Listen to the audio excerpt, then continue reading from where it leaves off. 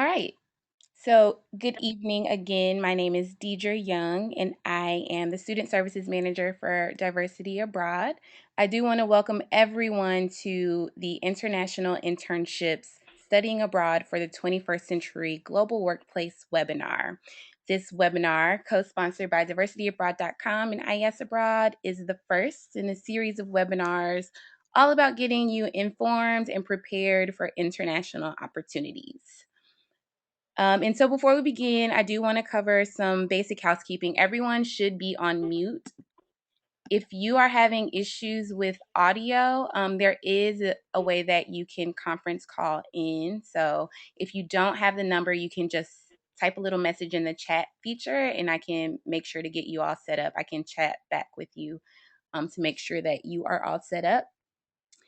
And if you have any questions, there will be a question and answer session towards the end of the presentation. And you can type your questions directly into the control panel, and I will share them with our presenter, who this evening is Gretchen Cook Anderson, who is the Director of Diversity Recruiting and Advising at IS Abroad. And I will actually go ahead and turn it over to Gretchen to begin this evening's webinar. Well, good evening, everybody. I'm really excited to be on the line with you tonight, and I hope that over the course of this next hour that I'll be able to share some information with you that will be new, that will be informative. There may be some nuggets of information that also might inspire more questions from you, and we'll certainly entertain questions at the end. And so I'm just looking forward to it, and thank you for joining us and taking an interest in interning abroad. So I'm going to see if I can get these slides to shift. There we go. Just a little bit of background on myself. If we haven't spoken together before, or if I've not been to visit your school, I'm the Director of Diversity Recruiting and Advising at IES Abroad, and IES Abroad is a large study abroad provider. We were founded in 1950, so we've been around for 63 years educating U.S. students abroad. And we educate about 6,000 or so students per year abroad across an array of different programs. And I'll share a little bit about that with you, and then we're going to move straight into our internships. I happen to also be an alum of IES Abroad programs. So I've been in your position long before I was in the position that I'm in now. So I really do feel like I know what it's like to be a student who is looking into different kinds of opportunities abroad and really trying to whittle them down into exactly the right opportunity for each one of you. So I studied abroad in Nagoya, Japan. It was a long time ago for most, but for me it seems like it was yesterday. And I spent my junior year abroad while I was an undergraduate at Spelman College, which is in Atlanta, Georgia. And then I've got a master's from Johns Hopkins in International Affairs. Oh, let's see. Let's get us back up there. There we go. And I have traveled all over the world, which has been wonderful. I've had a great honor to be able to do that over the years. I've been to, when I was trying to do a count, about 26 countries. And have I worked abroad? Yes. So I too have had opportunity to work abroad, so can speak a little bit about that from my own experience, even though it wasn't a formal internship experience, but just from the standpoint of what it's like in an office setting abroad and in a particular country. So let's move it right along. I oversee at IES Abroad an special initiative called the Initiative to Diversify Education Abroad. I've been there for about 2.5 years. And so as you can tell, I've had a long relationship over the years with IES and on the staff for 2.5. And we've been able to make some great strides in diversifying our students across a number of different programs and initiatives. And so I'm very excited, again, to kind of talk about this particular topic. So this goes even beyond the realm of just our traditional academic programs, but, delving into internships, which I think are so important in this day and age. Let's see if we can get to that next slide. There we go. Okay. This is just a quick slide just to share a little bit of information about IES before we go straight into our more general observations about internships abroad. And you'll see on the right-hand side there's a purple column, and that actually, there's some statistics that we were able to draw from some of the 90,000 IES alums out there that talked to us a little bit about the impact of a study abroad program or an intern abroad program on a young person's career. And we found that 90% of IES abroad alumni secured a job within 6 months after graduation. And of course, that could be because of several different factors, but we found that to be the case with those students who happened to study abroad with us. And many of those academic abroad programs also include internships, and we'll talk about that in just a second. 90% of the IES abroad alumni who get into their first or second choice of graduate or professional school, so of course we're real excited about that. And what this speaks to, we believe, is the increasing importance of study abroad and interning abroad on one's career and academic pursuits later after they are finished with their undergraduate education. 84% was the percentage of IES abroad alums who felt that studying abroad helped them build valuable job skills. And we're going to talk about that with regard to interning abroad, regardless of what organization you should choose or what kind of intern program you choose or the country where you choose to intern. But we certainly do find that you will have really a great ability to hone some valuable 21st century skills that you can use in the workplace. 82% IES abroad alums who stated that study abroad helped them develop a more sophisticated way of looking at the world. And of course, that more sophisticated way of looking at the world can also really help one when you're in an interview if you can articulate that really well. You'll see up at the top, $7,000. That's how much more alums from just so happens our programs, and I would assume a lot of other programs as well who offer study abroad and interning abroad, that we're finding that there's some impact on the initial salary that one can earn out of an undergraduate education. It just so happens that we've got 382 IES internship partners worldwide, all over the place. We're in 35 cities, 60 plus years. I think you can kind of see the little infographic there, so I won't go into all of that in any further detail. But just wanted to share a little bit of information about our internship partners and a little bit of background about the organization, okay? Let's see if we can get to that next one. There we are. Now, into the meat of the matter. Internships link study abroad to what employers are looking for in job candidates. We're finding this more and more. HR managers are increasingly looking for people who have had international experience. There's been a RAND study. There have been several different studies that actually indicate this, that show us that employers are increasingly looking for people who've had international experiences. And that is indicative. You can see this. There's a quote here from Indra Nooyi, who is the CEO of Pepsi-Cola. She is originally from India, but has lived and traveled all over the world, and she, in her position, truly does feel that, especially when you're talking about the CEOs of tomorrow, corporate managers in particular, that she really does feel that the kinds of people who will be tapped for these kinds of opportunities will be people who've spent a significant amount of time overseas. Okay? And what we're doing with international internships, by choosing an international internship, you are making a statement. You are essentially yourself, you're rising to the needs of the world's changing workforce. And let's talk about that a little bit further. Today's employer is seeking savvy recruits, and they're looking for people who have very specific 21st century skill sets. They're looking for folks who have relevant global experience, foreign language proficiency, intercultural communication skills, that ability to really navigate back and forth between cultures, understanding the do's and don'ts of different cultures, both living in those cultures and working in those cultures, confidence and adaptability, and workplace knowledge and experience. So these are kind of some of those things that today's employers are looking for that these internships can certainly give you if you take full advantage. Why intern abroad? So there's some things that we can really learn with on-the-job experience across cultures in a workplace setting abroad.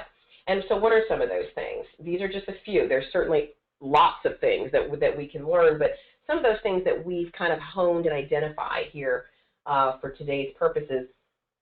The local business environment, always important to learn where you are and the environment where you are and how business operates. Improving cross-cultural communication, so that's another thing. Again, that whole navigating between cultures and understanding how to speak, not only the language proficiency piece that we've already mentioned, but understanding how to communicate across cultures, cultural do's and don'ts, using your background, your understanding of cultural norms, how to strengthen work attitude and aptitude, conflict resolution, and certainly conflict resolution on a more global scale, again, across cultures.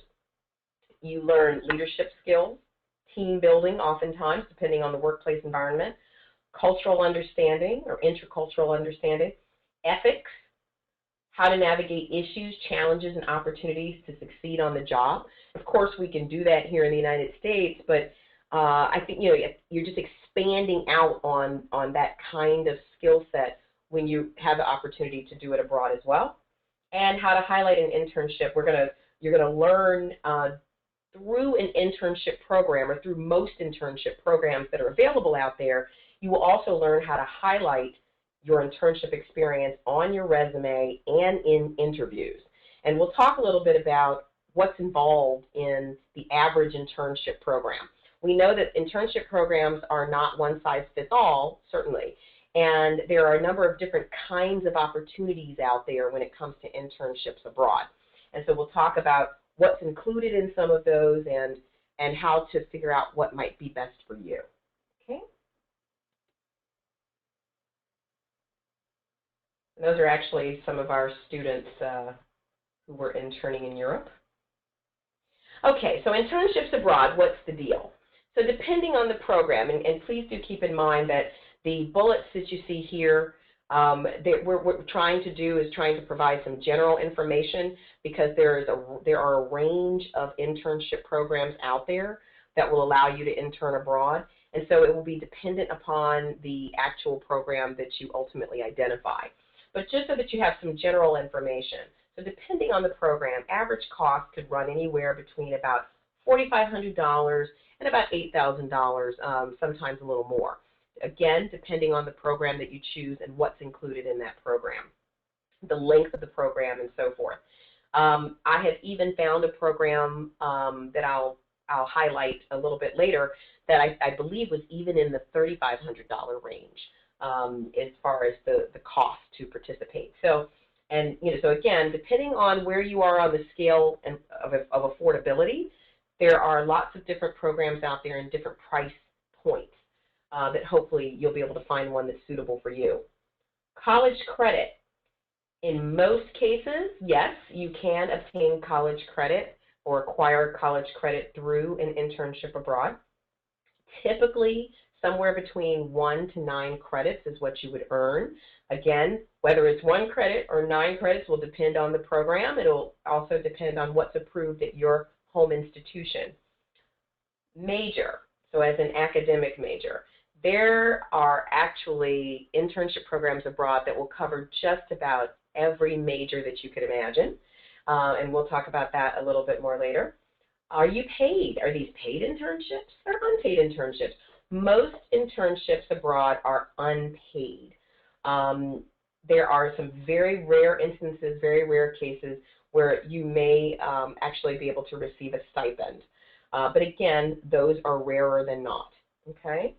So typically they are credit-based, and so typically you're not paid. There are some legal reasons, obviously, in most countries where you would not be able to get a work visa in order to be able to legally collect wages or to earn any kind of income. So that's why in those rare instances there may be a stipend that might be paid by a U.S. institution once the student returns from their internship experience, okay?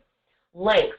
Semester program. It could be a semester program that could last 10 to 12 weeks as an internship, in addition to the coursework that a student would take as well.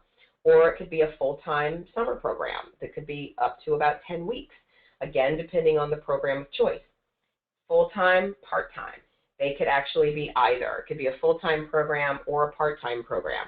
There are programs that are part-time where the student goes perhaps only 1 day a week, and then there are others where the student can work up to 40 hours a week full-time. So again, depends on the program. Housing and meals. Most programs do arrange some form of housing. Could be apartments, could be homestays, could be university dormitory housing as a choice. Some programs will offer a range of housing options. Some programs only offer one option of housing. So it really, again, does depend, and you will want to do our research before we make our final choices. Meal arrangements can vary. Some programs do offer meals as part of your fee, and then others don't offer any meals, and the students are solely responsible for their meals. Field trips. Yes, in many cases. No, in some cases. So again, depends on your program. Pre-departure prep. Most of the programs out there, and again, I'll provide a list of examples of intern abroad programs a little bit later in our presentation. But yes, typically there is some level of pre-departure preparation or orientation, though it can be in varying forms. Okay, so again, if that's really important to you, you really want to look into the kind of program you choose and ask questions about how much pre-departure orientation might be involved and what kinds of things will be discussed in pre-departure orientation. Resume help. Again, this is another great area because you really want to make sure that you're getting some good resume help. If not at your school or your home institution in the Career Services Office, a lot of these programs also do include assistance in preparing your resume for your time abroad. So again, if that's something you're looking for, make sure that you're asking those kinds of questions. Deadlines. Deadlines can certainly depend on the program. There are even programs out there that have rolling deadlines for their internship programs. So it certainly depends on the program. For summer 2014, most of these opportunities, the deadlines are somewhere in that January to March time frame of 2014 as far as their deadlines for summer, if that's what you're looking for. But again, there are other programs that kind of have rolling deadlines depending on when a student's planning on interning abroad. Scholarships. Yes, for the part-time semester-based programs, oftentimes a student can find some scholarship assistance. Those are programs that, again, are part-time on the interning, more full-time on academic coursework. So in those instances, there generally will be program scholarships available to assist you should you need. If you are looking for scholarships for the full-time summer programs, they tend to be more limited. So certainly do your research, do your homework. If you are looking for assistance for summer full-time programs, do some digging around. There's some limited funds out there, depending on the program, but in most cases, it's very limited for summer. And then student nationality. Should you only be a U.S. citizen, or can you only be a U.S. citizen to study abroad from the United States in another country? In most programs, non-U.S. citizens are eligible for these intern abroad programs, but certainly verify eligibility, okay?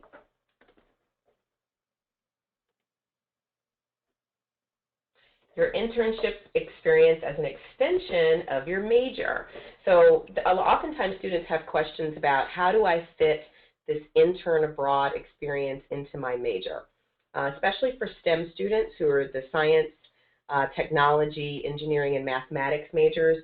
Oftentimes this is a big question, whether or not there is an opportunity to exchange credits from an internship or research internship experience abroad with a required course at their home institution. It could be a major elective. It could be a general ed elective, perhaps, that you might be able to swap a course for an internship. But always verify, always work with your academic advisors to make sure you are verifying and getting approval. Okay, so getting credit. So here are a few more details for us. You really want to do your best to share an internship outline, projects, research assignments, self-reflection activities, and the number of hours per week of your internship with your academic advisor at your home institution. Again, the more information that you can provide them about the internship opportunity that you have identified, the better off you'll be. And the better position your advisor will be, or the chairperson of your department, the better position they'll be to assess and evaluate that internship for the credits that the internship program or provider offers. Okay. Another great idea is to try to see if you can obtain a syllabi for courses coupled with the internships. Okay. Verify the balance of your major or general electives that you need at your home institution. And then again, that this is for that student who's looking to perhaps swap off a course from the home institution with an internship experience. Again, depending on the nature of the internship, especially if you're a STEM major and it's a research-based internship, you may find that there may be some flexibility with allowing you to swap a required course, especially if it's an elective in your major, a required course with an internship experience, depending on the nature of that experience. And you definitely want to work with your advisors, again, just to reiterate, to swap internship for co-op, for those of you who are in co-op programs, where there may be an opportunity to exchange a semester of co-op with an internship abroad, or a summer of co-op with an internship abroad. Especially for engineering majors, this is something that you really want to sit down with your advisors and talk to them about, and make sure you're providing them with all the information necessary for them to make a good evaluation on that. Okay. How to snag the ideal internship. So not just any internship, but the ideal internship. For those of you who really would love to have an internship that reflects your special interests, or that might build on your academics for your major, how do we go about doing that? And by the way, this young lady in the photo here actually studied in Cape Town this past summer, and she did a research internship at the University of Western Cape. So you'll actually see her in another photo. Okay, so how do we go and snag the ideal internship? Okay. I think any internship abroad is phenomenal because just of the experience itself. But if you're very particular about the kind of internship, the field that it's in, the area of focus, then there are some things that you can do to try to prepare yourself, especially in the instance of competitive internships, regardless of what country. But in some instances, there are more competitive internships, more popular partners that providers are working with, where students will kind of be clamoring for a particular kind of internship that has limited availability. So in order to kind of enhance your chances, I guess you could say, and just in general for any international internship, my thought is you need to do some research. You need research, apply, and resume, interview equals that ideal internship. So those four things, if we can get them right, hopefully you'll be able to land that ideal internship while you're abroad. And you'll see off to the right this little schematic. What's involved in research? Well, the typical, whether it's you've gotten a recommendation from a peer who has returned from an internship program, it could be someone in your study abroad office where there's the staff there. It could be someone that you meet at a study abroad fair as a provider, like an IES abroad or CIEE or CIS abroad. There are a number of providers out there that also are providing internships these days. And so you really want to do your research. You want to think about the area of focus. You want to think about the application process, what the deadlines are, and whether or not you can kind of meet those deadline requirements based on the timing in which you start looking into this. Your fees, and what's included in those fees. You want to ask if there are deposits and the amounts of the deposits. So all these kinds of things, but you definitely want to start by checking the list of the internship partners that a provider is working with. What kinds of companies, what kinds of nonprofits, What kinds of organizations out there, schools, if you will, if you're an education major. So you really want to check out exactly who those partners are abroad in your country of choice. And then you want to apply, but in making a determination about applying, some of those other things that I was just talking about, you want to check what the GPA eligibility is for the program, as well as for the internship. Some internships also have a GPA eligibility in addition to your program acceptance. So you really want to think about that as well. And like I said, application process, deadlines, fees, what's included in the internship program, and then, again, your GPA eligibility. You want to sync your resume with the field of interest, and the language aptitude that's required for the specific internship that you want. Some internships are in English language environments, even if they are in countries where English is not the language that is spoken as the first language. So some internships are in English, but some do have requirements where you must have a certain level of proficiency. So again, you just want to take care to make sure that you know what the level of proficiency is, or if it's English language only, and that that's fine. Syncing your resume with the field of interest, this is something that your provider in many cases will assist you with if you have questions about how to do that, as well as folks perhaps in your study abroad office at your home institution may be able to give you a little extra assistance there, or career services on your home institution, okay? Practice your interviewing techniques. Interviewing techniques is again, something that's an excellent skill to have anyway, whether it's for interning abroad, or it's for interning in the U.S., or it's for getting a job after your undergraduate education. So you can never go wrong practicing interview techniques. But you may want to know whether there are nuances in your interviewing technique that may be important from a cultural standpoint, depending on the country of choice, depending on where you're planning to study. What's it like interviewing for a job in Italy versus the United States, or in Tokyo versus Los Angeles? So we really kind of want to make sure we understand those distinctions so that you really be putting yourself in the best position to get that internship that you ideally want. Okay?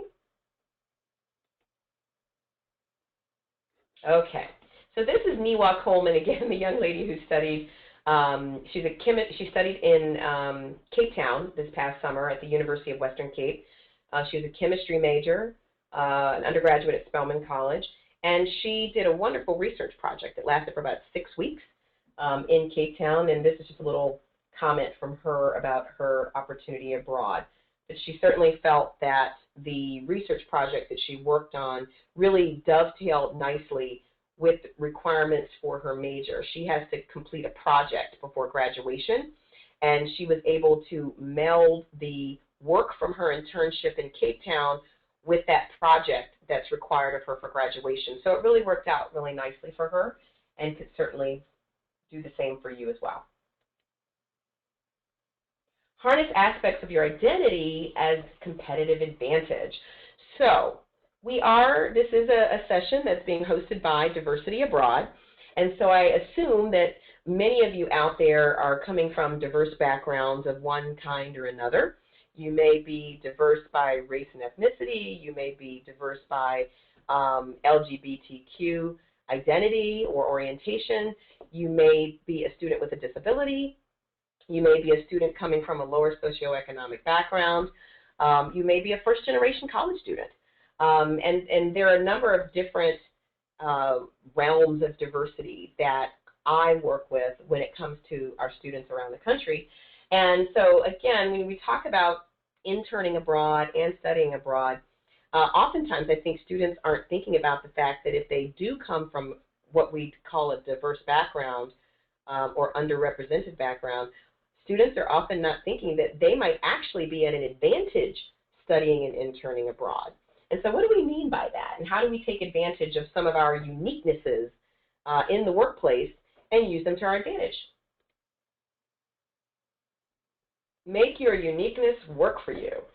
So if you are a person of diverse background in the United States, you kind of know a little bit about diversity. You know what it's about, and you understand diversity, or you know diversity in general in people and in perspective. So you would be very well positioned in many work environments abroad to help your employer see the benefits of diversity in their business or organization. There may be ways that would be appropriate for you to help them understand how reaching out to a particular target market, for example, if you're working for a private sector corporation, in whether it's in South Africa or whether it's in Australia or whether it's in London. But there may be ways for you to help the employer kind of better understand how diversity could work for them with regard to their corporate planning or their goals and marketing goals. So it depends on the organization. It depends on what kind of business they're involved in. Use your independent thinking and self-reliance to be a proactive, calculated risk taker. Again, being a calculated risk taker it's an excellent trait that a lot of employers are looking for. They're looking for people who are self-reliant, who are independent thinkers, and also who can kind of think out of the box a bit. So if that's been you growing up, especially let's say that you're a student who may have come from a single-parent household where and again, I'm just making these are kind of like the average student who might have come from this particular background, but if you may have come from a single-parent household where you had to really help out with younger siblings and may have had a part-time job in high school and really had to become a little bit more independent, a little sooner, a little faster than perhaps some of your peers. This could actually be a trait that you have honed over the years that can really help you in that experience abroad and internship. Use your frugal budgeting and problem-solving skills to find efficiencies for your employer. This is another area, again, if you happen to be a student who comes from a lower socioeconomic background where you've had to really budget tightly over the years with your parents or your family, and you kind of learned some skills there that have really helped you save money, help you, kind of really get the best bang for the buck, then you can actually potentially use some of those skill sets in budgeting and planning, financial planning and saving to actually help your employer in some instances, again, depending on where you're working. Let your flair for personality and style keep you on everyone's radar while letting your work speak for itself. This is another area, depending on your personality and your style. This could be something that could actually help you stand out in the workplace, but you always want to, at the same time, have your work speak for itself. Be good in what you do at all times, and the work will speak for itself. Use your adapting skills to acclimate quickly to the workplace abroad. Again, for a lot of students, they're first-generation college students, where there's really not a history in the family of going to college, and that student has had to acclimate to college life, especially if they've had to go away from home to acclimate to college life. You've probably built some skill sets that you could really use and just extend those skill sets into that workplace abroad. If you blend in physically, use that to immerse yourself without the extra attention. So, for example, someone like myself, if you've met me in person by chance, then I actually blended in pretty well when I spent some time in India many years ago. And I found that it allowed me to kind of immerse myself and really get the lay of the land without extra attention. And I kind of used that to my advantage to really fully understand the culture as much as possible. Had I been in a workplace environment in India as well, I would have done the same, to really try to best understand how business is done and how things are negotiated, all of that, without having as much attention as an American per se, because I sort of blended in physically. But on the other hand, if you're just the opposite and you happen to stand out a lot physically, as I did as an African-American woman living in Japan during my one-year study abroad many years ago, then I use that to my advantage as well. There are lots of ways to do that as well. Because I stood out, I was offered opportunities oftentimes that were professional-related opportunities that were perfectly legitimate. Of course, you want to screen everything while you're abroad, but I was offered different kinds of opportunities while I was abroad because of the fact that I stood out. that actually ended up helping to continue to build my skill set. And so these are things, again, if you stand out physically, especially in the workplace environment where you're interning, that may mean that there will be some additional opportunities for you in the workplace, just merely because of the fact that you stand out. And you want to stand out, again, not just physically, but do good work so that people will recognize not only the fact that you stand out, but that you do excellent, excellent work at the same time.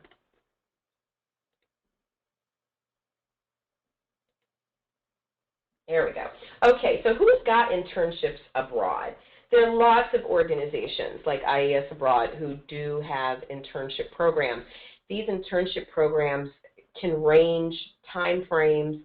As I mentioned, the fees vary, locations vary, the focus of the internships vary.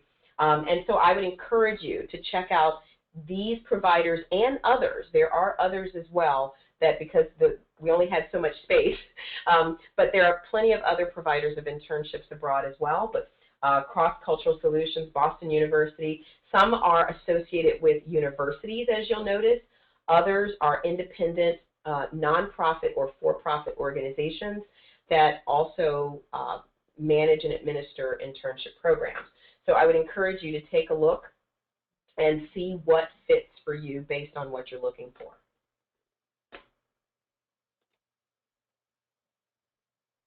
Okay, and what I want to do here is actually allow you guys to hear straight from your peers about what their experiences are like abroad. So there's a young man who did an internship in South Africa, and I'm going to see if we can play this for you. It runs about 3 minutes. It's fairly short. Let's see if we can pull that up for you. I hope everybody will be able to hear the audio. I'm going to be quiet during the video. Let's see if we can get that to come up.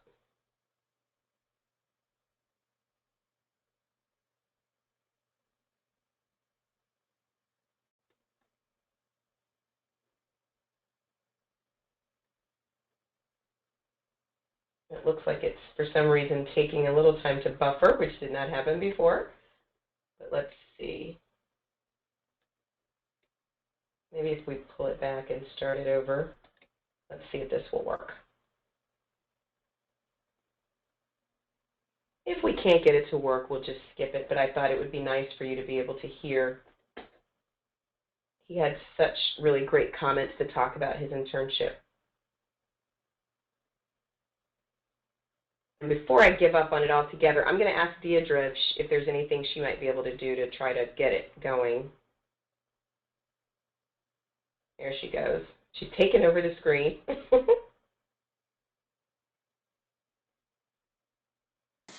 Yeah, Gretchen, it's doing the same thing for me, so I think we might have to Okay.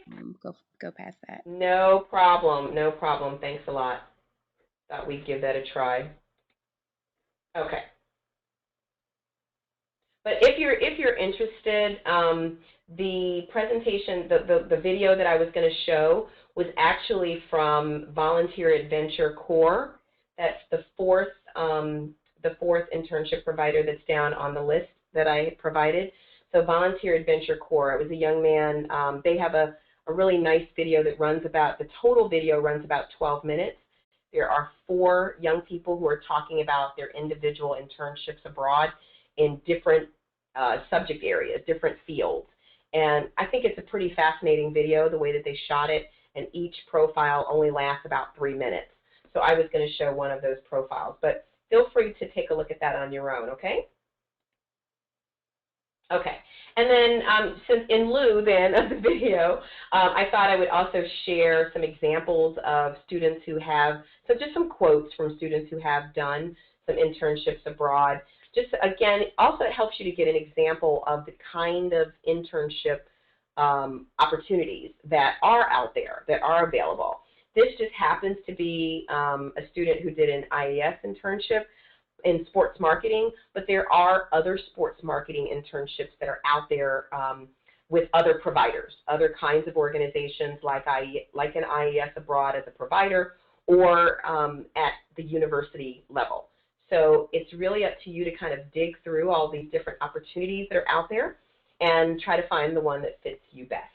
But she did do an internship with the professional basketball team in Tokyo called the Chiba Jets, and just had a really great time in addition to learning quite a bit. And for those pre-med majors out there, oftentimes pre-med majors will assume that interning abroad and studying abroad is not for them. And so I offer this and try to encourage more of you out there who are STEM majors. And this young man was a pre-med major in particular who did clinical observations. He did an internship in clinical observations in Santiago, Chile, and he's a biology major. So there are medical internships out there, again, not just with IAS Abroad, but with other organizations and university-based programs as well. And just kind of do your research, really dig in there, really inquire of the program providers so that you're making sure that the opportunity that you're signing up for is the one that you really feel is going to work best for you. Okay, well, at this point, I think we've got about 15 minutes. We're a little abbreviated because of the video, but I would really like to be available to answer any questions that you might have about obtaining an internship abroad, what kinds of things you look for, what's included in internships, any kind of question you might have. But thank you very much. Thanks a lot, Gretchen. So, as Gretchen mentioned, we have about 15 minutes for questions, so you can type them in the panel, and I will kind of sift through them and relay them to Gretchen. I did want to remind everyone about the resources available at diversityabroad.com as you are typing in your questions. Remember that on diversityabroad.com, there is an intern abroad portal. There is a scholarships portal where you can find information on funding these international opportunities, as well as lots of resources, articles, newsletters, all with information to help get you prepared to find these types of international opportunities. And so, Gretchen, the first question that we have asks about how the international internship opportunities vary for graduate students versus undergraduate students. Ah, very good question. Now, our organization specifically only works with undergraduate internships, but there are certainly graduate programs. There are internships for graduate students out there as well. Some of the organizations that I listed on the list a few slides back do offer internship programs at the graduate level as well. Again, probably the simplest way to get a breakdown of some of those organizations would be it's a simple task of going to Google and putting in graduate internships abroad or graduate level international internships. Put in some keywords, and you really should see an array of opportunities that will jump up before your eyes. But again, I would definitely do your due diligence with any programs that you're interested in. Make sure that it's a legitimate program. Ask around. See if the folks in your study abroad office at your graduate institution, whoever works with students on study abroad, whether it be, if you're at a major university, then the study abroad office really does kind of work with everyone. And so check with them to see if they've ever heard of the program before. Make sure that it's a legitimate, established. Not only legitimate, but it's a pretty established program, so that you're not necessarily the first one out the door on that particular program. It's usually best, especially if you're not as familiar with these kind of programs, to kind of find something that's established where there are some testimonials about what folks learned on the program and how well it went. And there are also some websites like goabroad.com and gooverseas.com where they actually will rate different study abroad and intern abroad programs. And so that might be another source of information for you as far as perspective from other participants about a specific program. So that would be my only thing. I really encourage you to really check out the program thoroughly, to make sure that when you get on that plane, you're feeling pretty comfortable about the organization that you're going abroad with. Great. And I'll also just add to that on diversityabroad.com, Gretchen mentioned a great resource in how other websites will have you, they have ratings, but there's also a forum where you can actually go online and ask questions um, and see if there's anyone else who's been on a similar program. So that's also something else to consider on diversityabroad.com. We do have Absolutely, and an just to piggyback on that, Deidre, I also want to encourage you to check out diversityabroad.com's internship page. They actually have a page on the website that lists a number of different internship programs. So certainly go and check that out as well. great. So the next question is a good one. John asks, "How can I get started?" How can you get started? Okay. Well, probably would give you the first thing I'd probably ask you to think about is what do you want to accomplish with your internship program abroad? What are you after? What do you want to accomplish? What are your goals? Um, ask yourself that. That's a really, really key question. Do you want a program that, where you can earn up to 9 credits? That's really, heavy on the credits. Do you want a full-time program? Are you looking for something that's a part-time program? Are you looking to build certain key skills? Do you really want, have you always been intrigued by the opportunity to actually speak French in a French workplace in France? Think about that. Really think about what it is that's driving you to want to intern abroad in the first place. Are you after the credits? Are you after something about that experience? Is it both? Which is fine, obviously, if it's both. But what is it about the experience that intrigues you, that you really want to learn? Are you looking to become more proficient in a particular language, and you feel that by immersing yourself in the workplace, that's going to help you accomplish that? So you really want to think about what it is that you want to accomplish. If you happen to be a science major, and just like the student I highlighted, Niwa Coleman, she has a requirement for graduation in her chemistry major, where she has to complete a particular kind of project. And maybe that's the same case for you. Maybe you've got a project that you have to complete by graduation, and interning abroad might give you the ability to really immerse yourself in a research project that would be compatible with the requirements for your project at your home institution. So you really do, I think your first steps is really you sitting down and thinking about what it is you want to accomplish. Feel free to write those things down. If you're really into your smartphone, tap them into the notes section of your smartphone, or scribble them down on a piece of paper.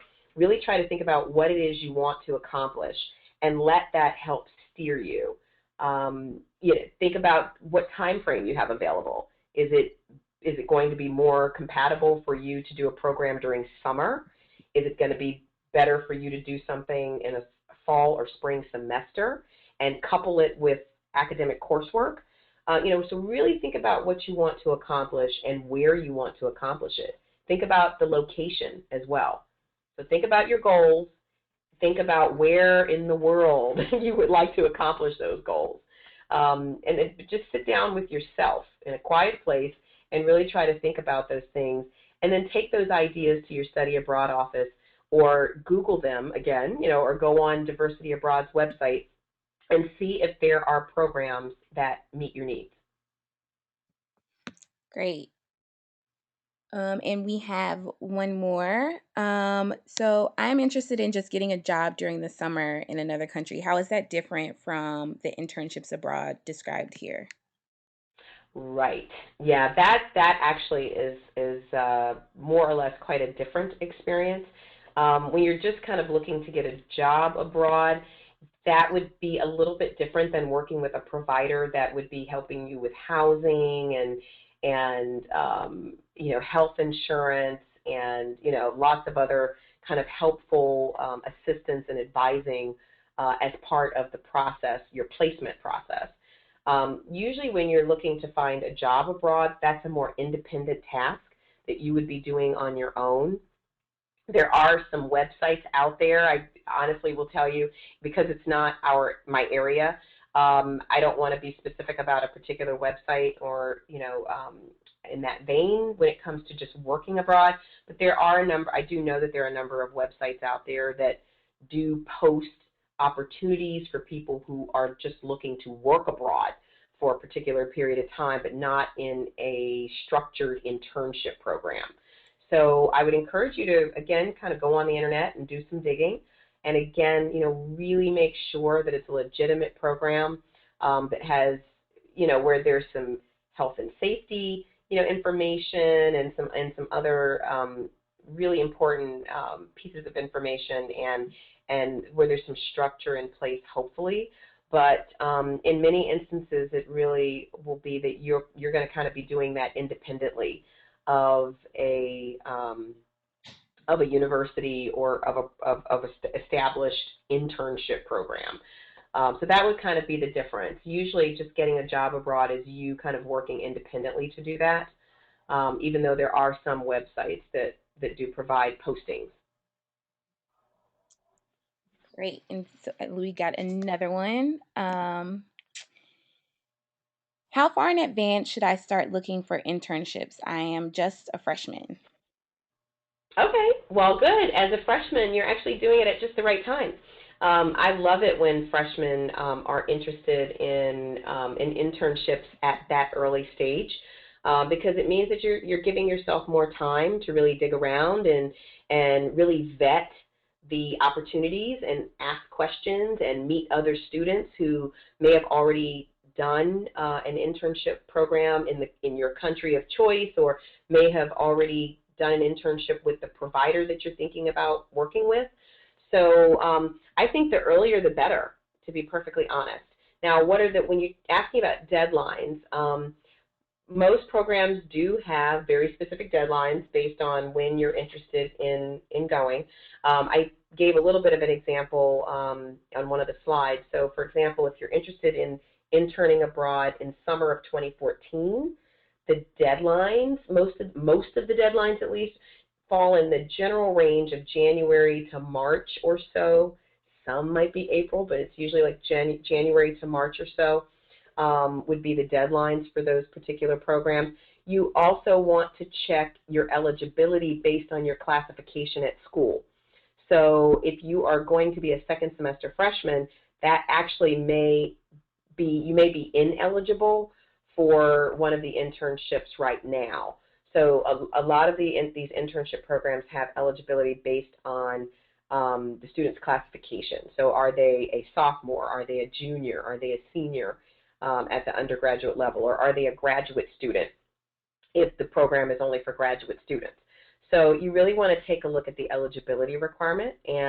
But barring that, kind of putting the eligibility piece aside as a freshman, I think it's great that you're looking into this early.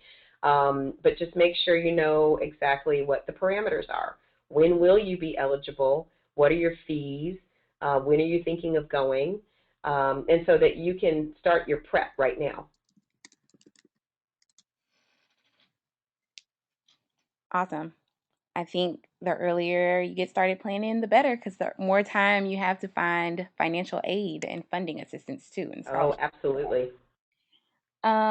We have one more question, it looks like, and Sure. it's related to visas. So Uh, they're asking, will they need a work visa to do the internships abroad, or can they just do them on a student visa? Right. If you are interning for credit versus pay. So again, this is why really, administratively, most of these programs, there is no actual financial remuneration. There's no financial compensation. But because these students are actually going on student visas. For countries where visas are required, for U.S. citizens or for citizens of other, specific countries, you're typically on a student visa. And so legally, that would mean that there's no work um, where you would be actually earning an income. So, but as long as it's a credit bearing program, you're generally on a visa. All right, that I don't see any other questions coming through. If you have any other questions, feel free to send them through. We have a couple more minutes left. I do also want to let everyone know that you will be getting just a follow-up message with a survey. We would greatly appreciate your feedback on today's webinar. Again, if you have any questions specific to what was delivered today, you have Gretchen's email address right here on the screen in front of you. And you also have our website, and you'll have um, our contact information through this survey. So, do we have any? I don't see any other questions. Gretchen, do you have any last remarks? Well, I mean, what I'd like to say is that if you are on this call and you are listening in, and and you're a student who's interested in what your diversity means abroad, um, I'm just really excited for you. I think that this will be a wonderful opportunity for you to intern abroad. I hope that you find an excellent opportunity that really allows you to not only show off the skills that you already have, but that you will be able to build and hone additional skills, language proficiency, intercultural communication, all of these wonderful things that employers are really looking for. So whether you're planning on going straight to graduate school, or you're in graduate school, or you're planning on applying for jobs right out of college, or you want to start your own business and be an entrepreneur, these days, because of the interconnectedness of our world, regardless of the field that you plan to pursue, whether it be medicine, business, law, education, it could be anything. But the global perspective increasingly is part of what we need in our background. And I think that you can't go wrong with an international internship. So hope that you all will continue to pursue this, and I wish you all the luck in the world, and feel free to give me a call if you have any other questions or need anything. That's what I'm here for. Thanks so much, Gretchen. And thank all of you for attending our first webinar. We will have more of these as the school year goes on, and we hope to see you again soon. Thanks a lot. Have a good night.